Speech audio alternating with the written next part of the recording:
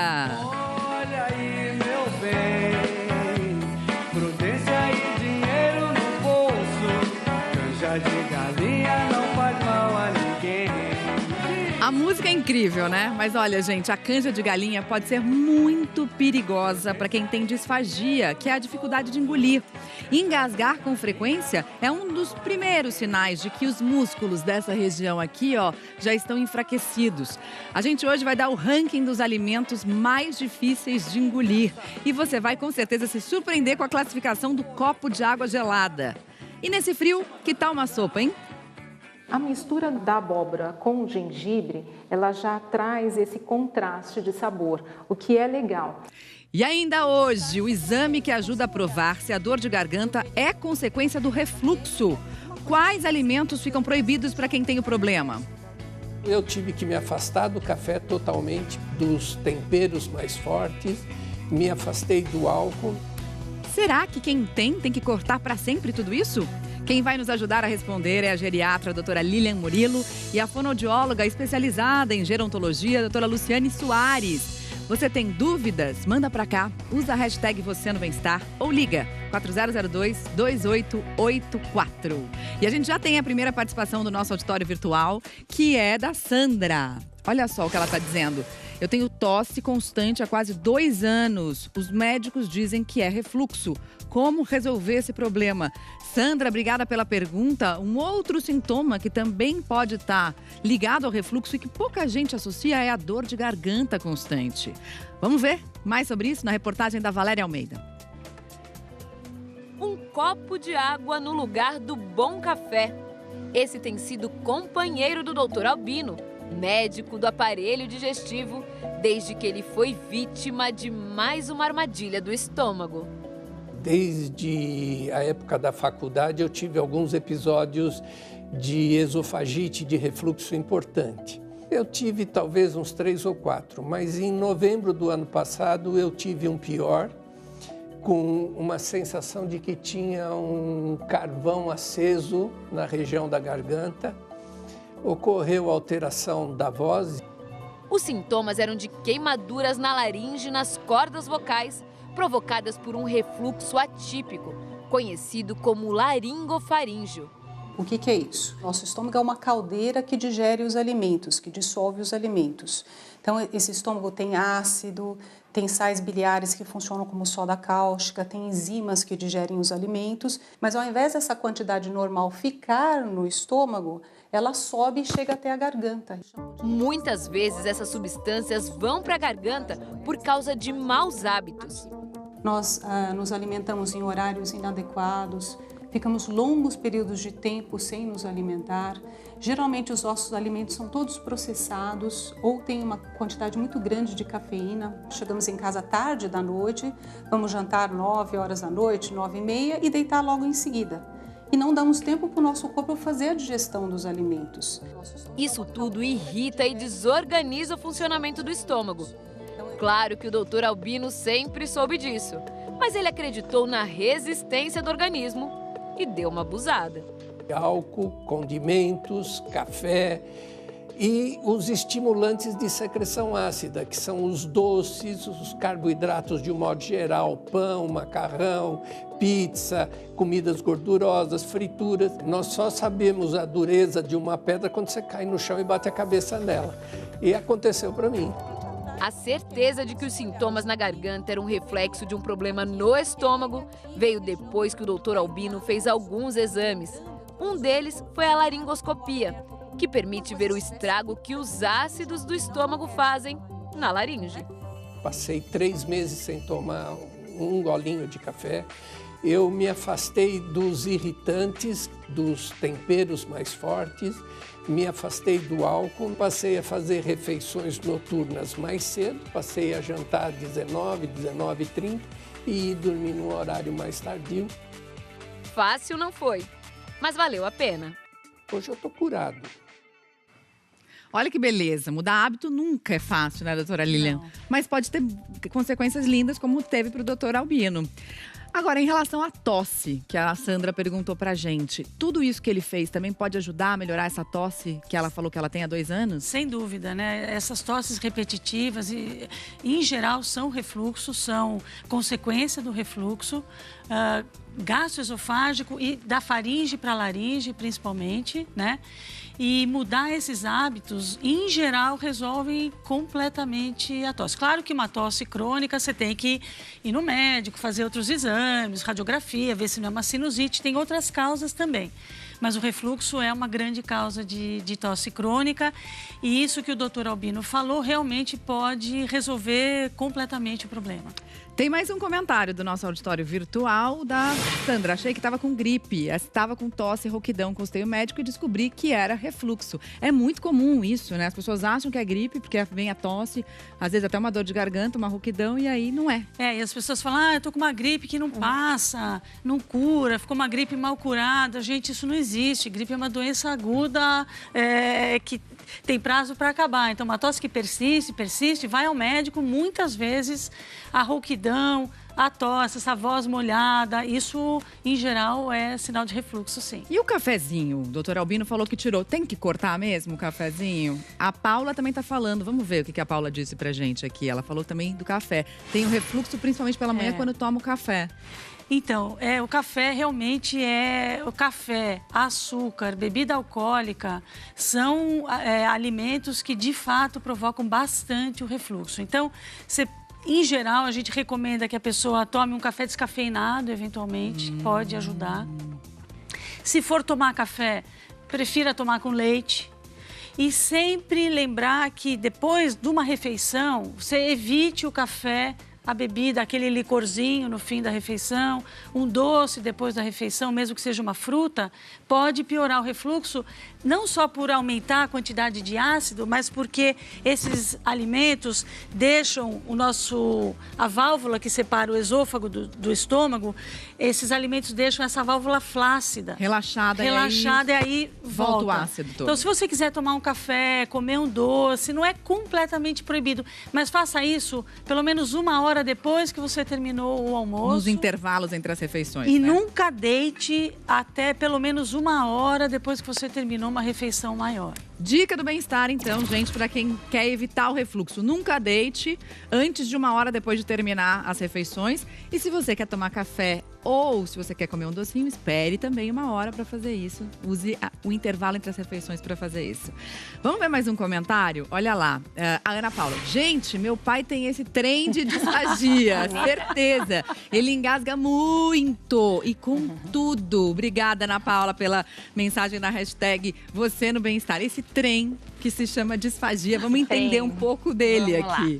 A gente fez um ranking dos alimentos que surpreendeu todos nós, participantes do programa, produção, edição, porque a gente não imaginava que alguns alimentos eram piores para quem tem disfagia. Explica pra gente. Então vamos lá. Primeiro a gente vai fazer um bloco aqui de líquidos, né? A consistência líquida, que são esses aqui, nós colocamos na escala a água sem sabor, temperatura ambiente. E qual é a grande questão da água? Quando a gente coloca a água na boca, ela espalha. E ela demanda uma coordenação muito maior da musculatura, da contenção desse alimento na boca para a gente poder deglutir. Uma ingestão de uma força para conseguir mandar para o lugar certo, né?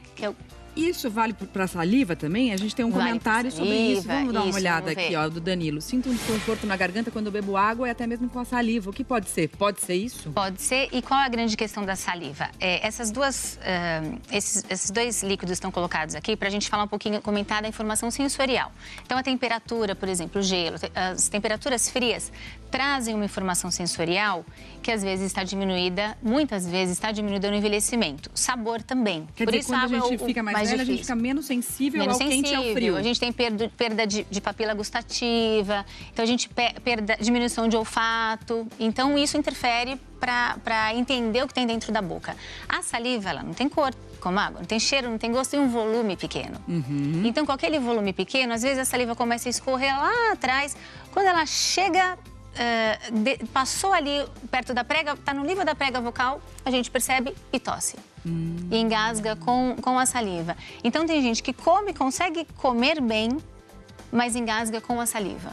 E aí, no caso, o chá quente e a água gelada, eles são um pouco mais fáceis de engolir, porque tem essa informação a mais. Sim. Na hora que você vê um copo de água gelada, você já programa o seu cérebro para engolir uma coisa diferente? Na verdade não. É a informação sensorial mesmo da temperatura. Na boca, já na boca. Tanto que a gente, na fonoaudiologia, a gente faz alguns estímulos táteis, térmicos, gustativos, pensando nessa informação sensorial mesmo. Então você está querendo dizer que um copo de água em temperatura ambiente é pior do que um dia gelado, que é pior que um chá e que é pior do que isso que está aqui desses Não outros? necessariamente, porque se a dificuldade maior é de fazer o controle oral, porque o líquido espalha quando a gente coloca na boca, a pessoa desorganiza com tudo isso aqui. Tá? Mas às vezes essas pistas sensoriais ajudam. Tá bom. Ajudam, né? Aqui a gente não tem nenhuma pista sensorial, então fica mais difícil, né? Indo pro antes da gente vir pra cá, vamos chamar só mais um comentário da internet. Vamos dar uma olhada aqui. Quem tá falando com a gente, a Gildete. Não consigo engolir nada seco. Aí a gente vem pra esse lado de cá. Um bolo, por exemplo. Isso pode ser um sinal de disfagia, Gildete? Pode, e a gente tem que pensar, pode ser. A dificuldade, a perda de dentes, os elementos dentários no envelhecimento são muito importantes, porque eles vão formar o bolo alimentar, a gente vai conseguir formar um bolo mais coeso se a gente tiver uma boa mastigação. E saliva. Então, muitos medicamentos que o idoso toma normalmente podem causar xerostomia, que é essa sensação de boca seca. Como chama isso? Xerostomia. Xerostomia. A gente vive aprendendo um glossário imenso aqui no Bem-Estar. E aí, o que acontece? Tem uma dificuldade para formar o bolo e quando deglute tem aquela sensação de que é difícil mesmo de deglutir, né? E nesse sentido, por exemplo, um bolo é mais difícil do que algo pastoso, como um iogurte ou um purê? Sim. Quando a gente começa um treino de alimentação com um paciente, por exemplo, que está com uma sonda, geralmente a gente começa pelo pastoso. Então, a princípio, ele é mais fácil. Teoricamente, a gente já formou o bolo alimentar aqui. Não precisa da mastigação, ele é mais coeso, é mais fácil de organizar na língua e fazer ejeção oral, que é mandar direcionar para o lugar certo, na verdade. Você falou dos remédios e tem gente com dúvida em relação aos remédios. Olha só o que as pessoas estão dizendo lá. A Gabriela, tenho 28 anos e até hoje tenho dificuldade para engolir remédios. O que ocorre em relação a isso? Será que a Gabriela também pode ter disfagia? Pouco provável, que ela teria outras queixas. Mas o que acontece? Quando a gente pensa, estamos tomando um comprimido, nós estamos misturando duas consistências, né? Que eu posso... Pula para lá à vontade. Vamos pular para cá. A canja de galinha, por exemplo, né? Que se a gente for pensar, e é um alimento que muito idoso come. Muito. Né? À noite, vou comer uma canjinha, que, né? Uma coisa leve. Dá um conforto. Podemos pegar a canja, bater no liquidificador e tomar a canjinha. Mas essa mistura de consistência, quando a gente coloca isso na boca, a gente tem que dar conta do sólido, do franguinho, a gente tem que triturar, mastigar, do pastoso, que é a batata mais cozida, e o líquido. Então, às vezes, enquanto o idoso está fazendo o preparo desse alimento na boca, o líquido escorre. Sim. E aí a gente engasga. A canja é tipo um 3 em 1, que dificulta a parada toda. Entendi. Exatamente. Então, na verdade, aqui no comprimido a gente pode ter um 2 em 1. Tem o comprimido, que é uma outra demanda, e o líquido pode escorrer mais rápido. Entendi. Né? E só para a gente pensar nessa escala aqui, o que acontece? O líquido fino, ele pode ser muito difícil. Geralmente, ele é uma das primeiras consistências onde o idoso apresenta dificuldade, refere dificuldade. Mas se ele tem um problema, uma disfagia, por um bico de papagaio, um osteófito, a queixa dele vai ser com sólido. E ele vai tomar bem a água. Bico de papagaio aqui? Bico de papagaio nas vértebras cervicais. É mesmo? E atrapalha também? Atrapalha a deglutição. Não sabia. Então, um tumor, coisas que a gente chama de disfagia mecânica, né? Que atrapalham, que impedem a passagem do alimento. Aí qual vai ser a queixa dele? Sólido. E líquido, ele toma esse copo de água sem nenhuma dificuldade. Então vamos lá falar um pouquinho desses sinais todos pra gente entender de fato quem pode ter disfagia, quem pode suspeitar que tem esse problema. Engasgos, tosse, rouquidão e demora para comer. Como é essa demora para comer? Por exemplo, eu sempre demorei 20 minutos para comer, minha vida inteira. Então, eu almoçava em 20 minutos. De repente, a gente percebe. Meu pai sempre comeu em 20 minutos. Agora ele está demorando 30, 40 minutos para fazer uma refeição. Então, o aumento no tempo para fazer essa refeição é uma informação importante para a gente. A tosse e o engasgo são muito claros, é muito evidente. Se a pessoa engasgou, tem alguma coisa descendo para o lugar errado, querendo descer para o lugar errado. Mas também temos que considerar que tem pessoas que têm essa dificuldade, que o alimento escorre e ela não percebe. A gente chama de aspiração silente. não percebe, não tosse. O corpo, o sistema imunológico dela não é suficiente para causar, a sensibilidade não está preservada o suficiente para entender que tem um estímulo nocivo ali e tirar isso, tossir e tirar.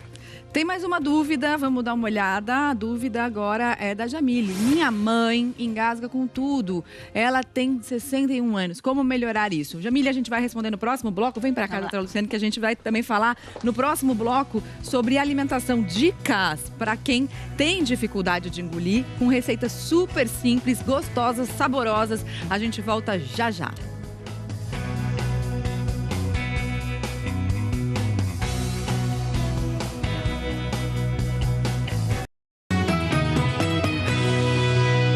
Bem-vindo de volta ao Bem-Estar, hoje com muita participação do nosso auditório virtual. Já tem mais uma pergunta aqui que a gente vai ver.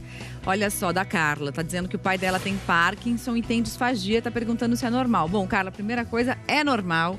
E olha, uma reportagem feita sob medida para você e para o seu pai, com todo carinho pela Michele Loreto, vai mostrar várias dicas que podem ajudar bastante. Comida fácil de engolir e saborosa. Quer ver só? A nutricionista Ana Paula Eara vai ensinar agora. Na alimentação do paciente com disfagia, é importante que a gente dê mais cor, um cheiro que seja agradável e aí mais palatável. O mingau de farinha de aveia tem baunilha e, no fim, um toque de canela. O cheiro melhora e, com isso, as próprias papilas gustativas já vão começar a ter vontade de comer, né? Então, fica mais interessante. Isso. A sopa não precisa ser sem graça. Essa aqui tem abóbora, caldo de carne, que pode ser músculo e gengibre. A mistura da abóbora com o gengibre, ela já traz esse contraste de sabor, o que é legal. No fim, para deixar a sopa um pouco mais grossa, uma colher de requeijão ou de creme cottage e aquele fiozinho de azeite. E aí, esse caldo que inicialmente era só de abóbora com gengibre, ganhou caldo de carne, mais requeijão, que é gordura e proteína, e mais o azeite, que é gordura. O risoto é feito com arroz normal e não com arbóreo. Só que vai acrescentar muito mais água no preparo. E aí, para ele não ficar só um arroz papa, aqui a gente acrescentou a abóbora, que foi triturada antes e colocada só para dar um gostinho e uma cor diferente. E para dar um cheiro também e um sabor diferenciado, a gente colocou um ramo de alecrim. E antes de servir, um toque de queijo ralado para ficar mais gostoso e com mais proteína e caloria. Um gostinho a mais. Gostinho a mais. Boa. Quer mais proteína no purê de batata também? Acrescenta o ovo assim, bem ralado. Para deixar a sobremesa de abacate mais calórica, pode usar leite e mel. E para dar mais consistência ao suco, pode usar manga com um pouco de limão. A gente está ganhando fibra, vitamina C, valor calórico. A gente levou as comidas para o seu Eusébio experimentar. Ele tem disfagia por causa do mal de Parkinson. E ó, seu Eusébio gostou e aprovou.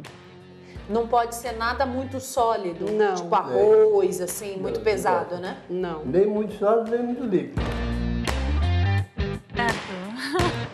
Isso aí, seu Eusébio, sabe tudo. Nem muito sólido, nem muito líquido. Agora, tem remédio que pode ajudar, né, essas pessoas também? Tem remédio, sim. Então, quem tem doença de Parkinson, quando faz o tratamento... Porque o problema da disfagia no Parkinson é justamente porque é uma musculatura que não está trabalhando adequadamente. Então, os medicamentos que servem para se mobilizar melhor, andar melhor, o tremor e a rigidez diminuírem, ajudam também bastante a deglutir nesses pacientes. Então, sempre é importante associar o trabalho da fono, que é fundamental, ao medicamento. E uma dica muito bacana, gente, é em relação aos copos que a pessoa pode usar, né? Se você tem dificuldade para engolir, por exemplo, se você for usar um copo como esse para tomar água, às vezes o nariz não cabe e você tem que virar muito assim a cabeça. E aí ela trouxe um copo super interessante aqui pra gente, que é um copo com espaço para o nariz. Olha que legal isso. E aí encaixa aqui. Isso ajuda. Ajuda. Você não faz isso, essa extensão da cabeça, que você deixa a via aérea permeável, pronta para entrar. Se tem dificuldade no controle, então você não consegue segurar e escorre rápido. Então, quando você... Uma das dicas que a gente usa é deglutir com o queixo baixo. E outra coisa importante, você protege nunca a via aérea. Deglutir deitado, não dar comida para o paciente, às vezes é acamado.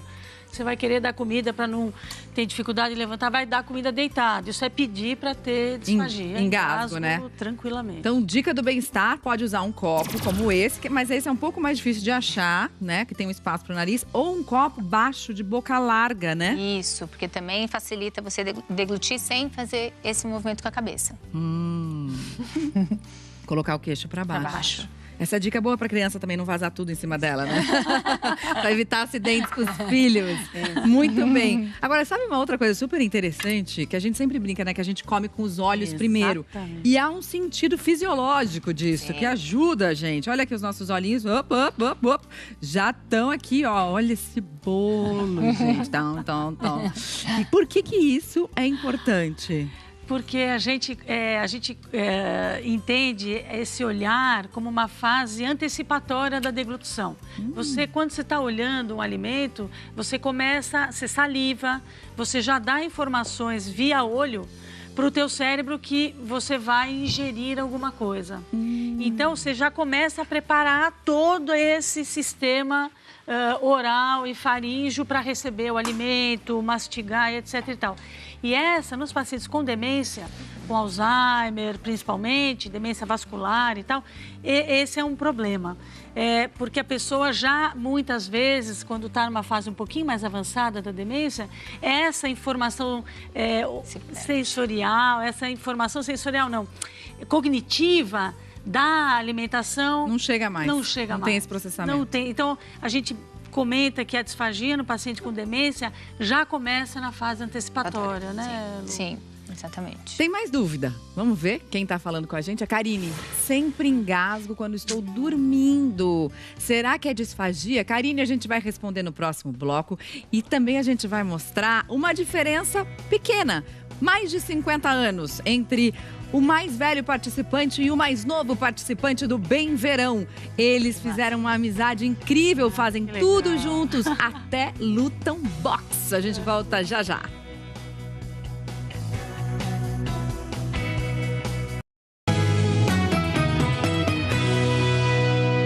Bem-vindo de volta, G1 em 1 minuto agora.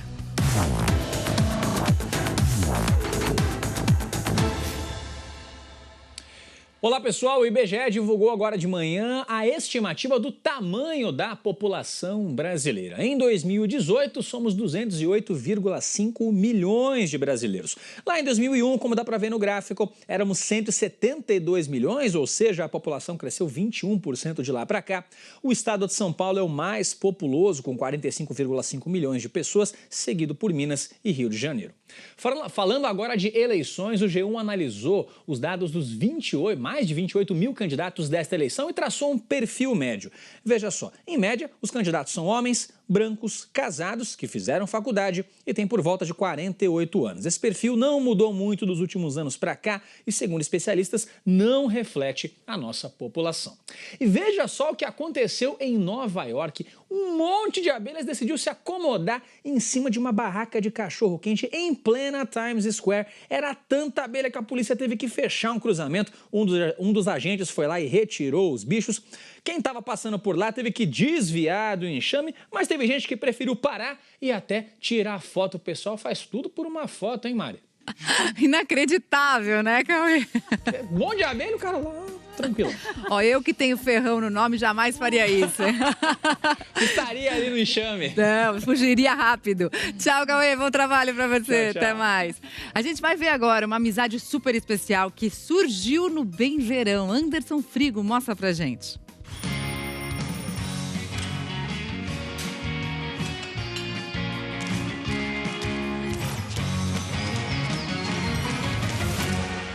Foi amizade à primeira vista. Quando eu vi ela assim, cabelinho branquinho, assim, idosa, eu falei, meu Deus do céu, tem que ser ela, né? Ele disse que se eu não entrasse, ele ia me adotar como vó. Eu falei assim, eu te adoto como neto. Ela, 72 anos, ele, 21. 51 anos separam os dois, mas a diferença só tá na idade mesmo. Não tem idade pra gente voltar a viver. Sabe aquela coisa de unha e carne? Assim é a relação da mais velha e do mais novo da turma do Bem Verão. A força de vontade dele, que me admira muito, ele continuar no projeto, ele está seguindo direitinho. E a jovialidade, a alegria, sabe? E a disposição em sempre ajudar é mais uma qualidade do Matheus. Tipo, a vovó tá sem carro, aí ele virou o caroneiro oficial dela. Todo dia, ele pega a vovó na porta de casa. Uma troca que tá ajudando o Matheus não enjoar da rotina de treinos e a vovó não desistir dessa busca por qualidade de vida. Um ou outro ajuda, um ou outro incentiva, né? Sempre ela fala, eu tô no treino assim, eu tô quase morrendo no treino, ela fala, vamos guri, bora? Eu acho que é uma empatia mútua mesmo, sabe? Quando tem uma competição, alguma coisa, eu grito, eu torço, e vamos, Matheus, e vamos, bora!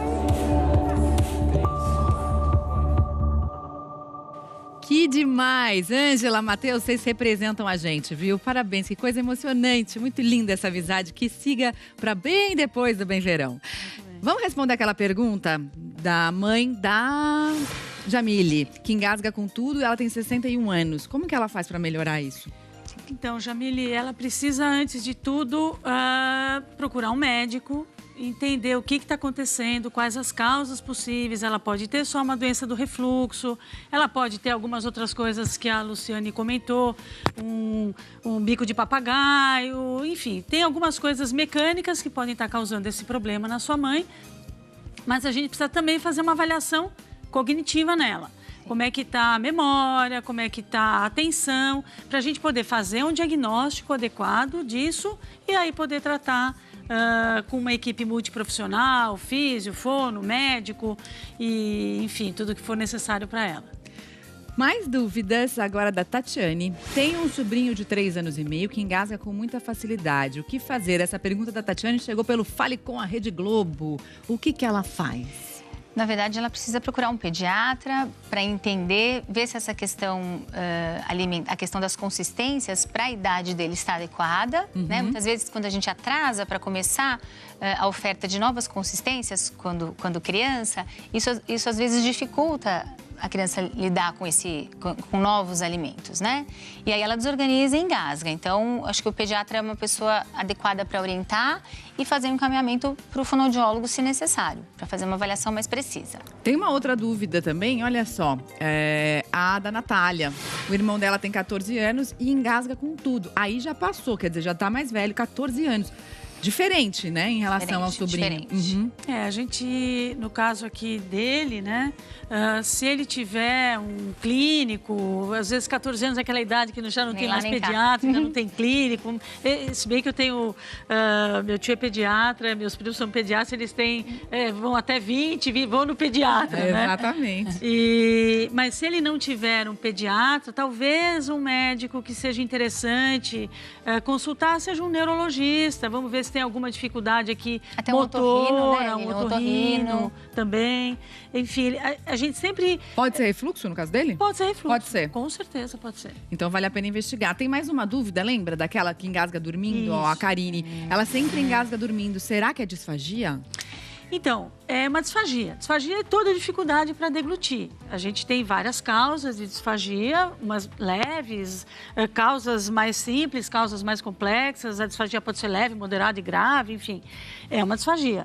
E a gente, em geral, vê que quando você engasga dormindo, normalmente também é o tal do refluxo que a gente está falando aqui tantas vezes. Na pessoa mais jovem, acho que vocês já viram que no indivíduo mais jovem, o engasgo, em geral, é assim, uma causa muito frequente, né, Luciane? É refluxo. Quando a gente vai ficando mais velho e aí tem aquela tua entrada da perda de massa muscular que afeta o idoso como um todo e pega a musculatura da deglutição, idosos acamados, idosos com distúrbios cognitivos, aí as causas passam a ser mais frequentemente neurológicas.